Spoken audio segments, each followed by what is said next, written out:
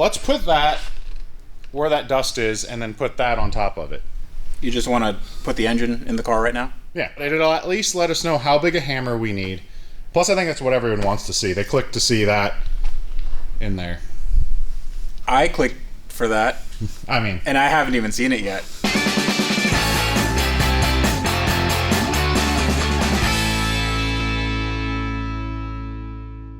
Welcome to the shop. I'm Jared. And I'm Tavarish. And this is Wrench Every Day. No, well, this is not Wrench Every Day. That's not. This is Wrench Every Day. Yes. This is my 1997 Lexus SC300. And it's pretty clean if you don't look at it really, really closely. It is... a 20-footer. Yeah, it's a 20-footer. It's the most clean Lexus I could get. Now, my old Lexus had a very crunchy fade. Yeah, just a little bit. Yeah, just a little bit.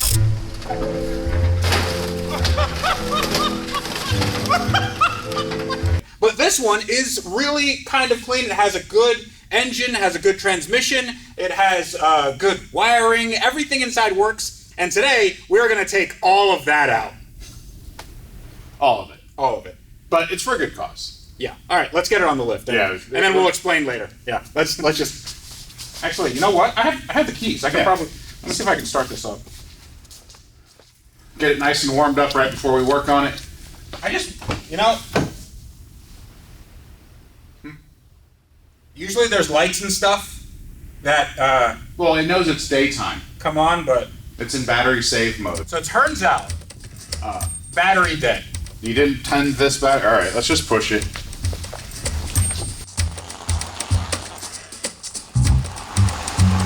All the hard right. All the right. You gotta have all the right because we're about to do all the... Whoa, wrong. Wow, there's some power steering fluid all over the ground and I've lost all traction. Yeah, there's it leaks a little bit. Come on, you can do it.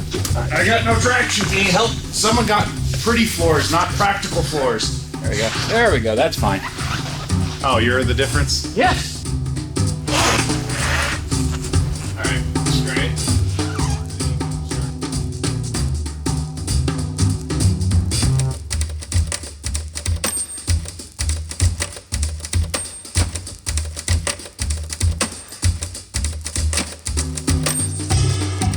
Alright, time to work. Then lift.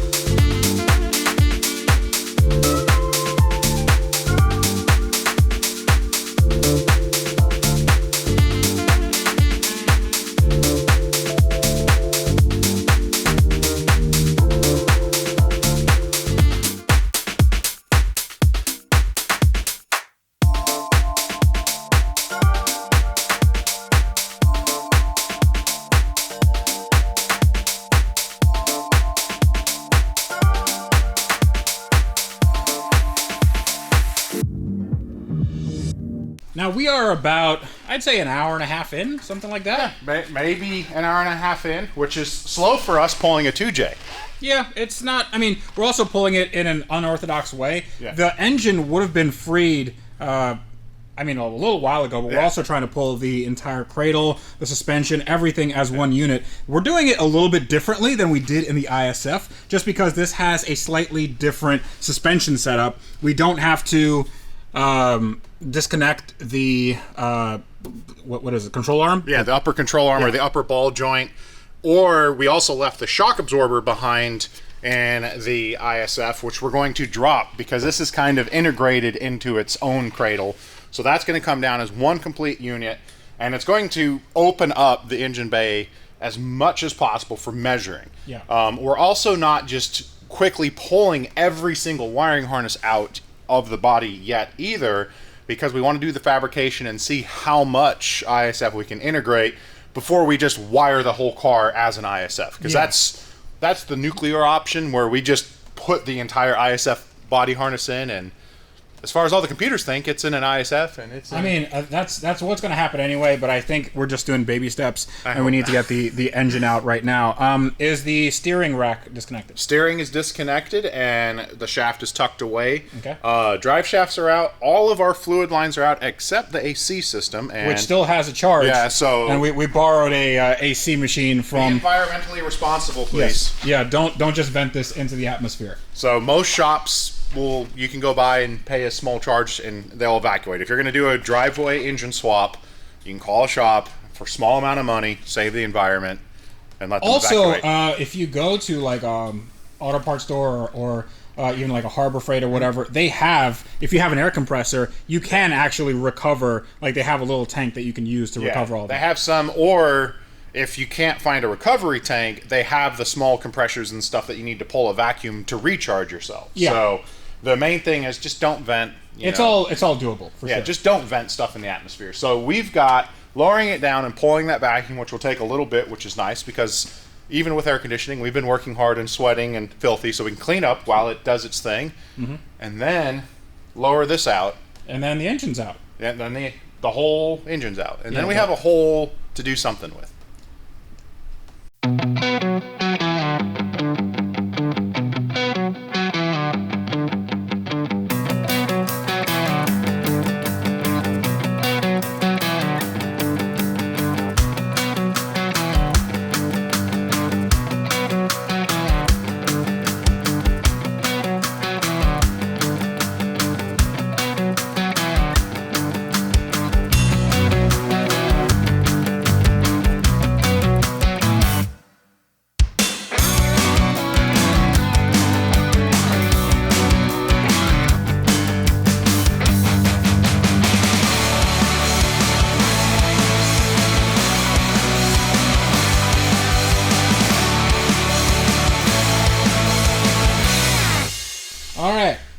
So you go over there, and then I stay over here, and I'm going to yell at you if something goes horribly wrong. Goes horribly wrong. Yes. All right. Well, first bump. All right. The engine is staying down. Good. That's good. Positive. Good. Gravity still. Oh, okay. That was a pop on something. It's not important. Okay. So maybe we should. These are. Those stay to the body. I know, but let's put these underneath. So they get stuck quicker. So I think that's okay. You've got all the room over here. We don't even have to worry about that side. All right. So are we releasing from the frame? It appears so on this side. Can you see light above the subframe there? Yep, we got. All right. Stop. Why? Because I just want to check. There's miles of room. Yeah, I think. What are we worried about? I think we're probably okay. Listen, I am responsible.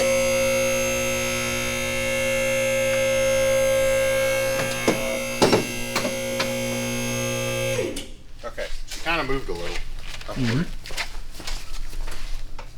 Oh, it's touching a little there, but that'll clear itself. It's going to self-clearance. It'll wiggle. It'll be good. It made it. All right. Oh, the fuel line. Remember when you tried to get that fuel line somewhere it wouldn't be a problem? You put it exactly in the worst possible place. And that just ripped out. Oh no. Whatever shall we do? We could have reused that. That's a 2JZ. And there are two engines on pallets. Yeah, they look pretty good. This one looks better than that one. There's one very clear reason why we're doing the ISF swap, and that's the little baby boy, and that's the big stoppy boy. Yeah. Like, it's impressive when they're side by side. Like, you hear numbers like, oh, they're 13.8 inch rotors and 11 inch rotors. When they're side by side, it is quite a big difference. Yes. Yes, they're the 2-piston sliding calipers versus a 6-piston fixed racing caliper. And also, I mean, you can take a look at the transmissions. That is a 4-speed. This is literally twice the amount of gears. Twice the gears and twice the thickness there. It's Well, so you say that, but if you look at sort of the girth of this, just at it's about 8 inches. Let's call it 8 inches. And this is probably about, this is 9. Okay, what about the height? The height is okay. Well, the height all the way to the top of the bell housing? no, just back here. Because Okay. the bell housing I'm not worried about. All It's right. the whole thickness. 13 inches. And this is probably going to be a lot lower. This is, well, it's 12. So, I mean, it's an inch. An inch in either direction. I think we could probably fit that in. You know, just a lot of lube and No, hammering. despite what you're saying with your tape measure, having put big transmissions into the small cavity that it's is gonna need some massaging. There's a lot more. It's deceptive, but that is substantially larger. If we took them off and set them side by side, it'd look a little better. It's anything to do tape measure, racing, but when you have to put them side by side, Can we race tape measures? yeah, you can. You stretch them all out, hook them up on something solid, and take the brake off. Right. You're doing real good there. She's a slow starter. I win. Okay. If we take a look at the motor mounts. Yep. So that's the measurement I was most interested in, is kind of where that motor mount to bell housing and that motor mount to bell housing. So like, where are we at in that aspect? I mean, it's probably easier on that side since we don't have an exhaust in the way. You can stab the intake. Yeah, but it's... No, it's right here. All right. So where do we end up, roughly? So, to the beginning of the bell housing, To the to center the of the center of the stud. bolt, yeah, it's about 12.5 inches. Like right around 12 and a half. 12.5. You know what? We need to call up our buddy Rich and get a tape boss. Because we kept forgetting our measurements, and everyone's like, that's why you need a tape boss. And it's like, you're not wrong. We didn't forget the measurements. I didn't forget them at all. You kept on saying the measurements were different. Do we have to go back and review footage? I didn't forget them at all. No. I still remember them to this day. 31, 30 and 20, a quarter. 31, 20, 29, and then 26 and A half. a half. Okay. What were they? Well, now you're putting me on the spot. So, Stud's a little bit further forward. yeah. A little more. All right. I mean, this is, if we put this back. Well, here, your stud is right here. So get her there. Right there. Right there. So this would be probably around 14, maybe 14, a little more than that. there's your bell housing right there. I know. 12 and a half. Well, if we put this further in, it's going to be close. It's going to be... I'm trying to figure out where you're just magically adding inches, because you went straight back. So, like, if you do, look, you go there, and then eyeball straight in to the bell housing, it's do you 12 not- and a half. Yeah, but I was going diagonally to the bell housing. Why'd you go diagonally? Because that's how we measure things. Go from one point to the other. You're making things way harder. Instead of making up numbers that don't necessarily mean anything, we're not using this cradle, but let's put that where that dust is and then put that on top of it. You just want to put the engine in the car right now? Yeah, I mean, again, wrong cradle, but it'll at least let us know how big a hammer we need, and did all of our guessing and measurements work. Plus, I think that's what everyone wants to see. They click to see that in there.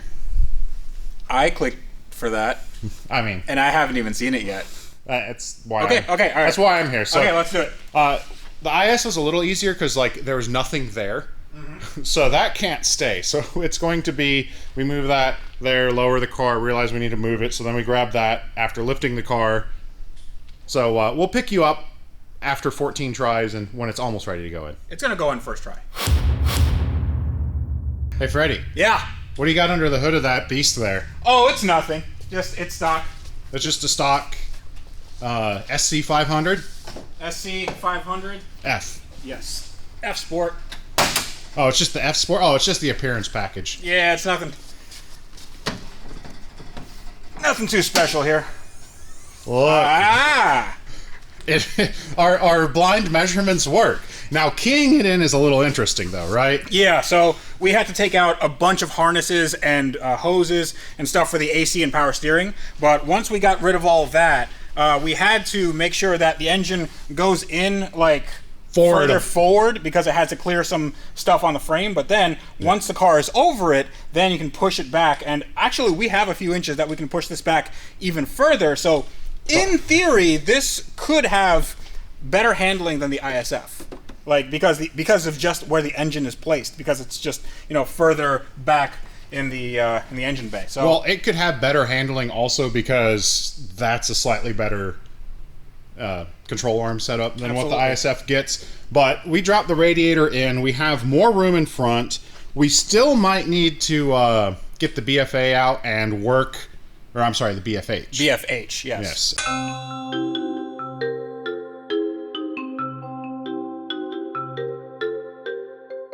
To clearance on the back of the trans, but we can't really do any figuring there because you have to pick the car up and it's not there. But the reason we had to do that key forward is this has, instead of that style of subframe on the ISF, this has basically what's a K-member almost that acts as your rear control arm mount, and where these drop off from the frame, stick it in so much that we couldn't clear the cylinder head. And again, it was just as simple as slotting it back. But dude, that looks so cool. You know what else looks cool? Come over here. Yeah. I mean, just like take a look at these. Woo! Oh yeah. That looks good. That looks tough. I mean, that's substantial. Mm-hmm. So again, if you're upset that we killed the ISF, I am a little bit too, but we're not a rebuild channel. There's rebuild channels out there. We're a modify it, do crazy things. We took a one of 463 truck and put a Corvette suspension in it. Yeah. We're taking one of just under 12,000 ISF, taking its guts, and that speaks volumes right there. I think so too. I can't wait. Let's just start it up. Let's drive it around. Oh yeah, I mean, it's just a few wires. It's just bolt in right here. You just slap it and say that ain't going nowhere, or it is going somewhere. I don't know.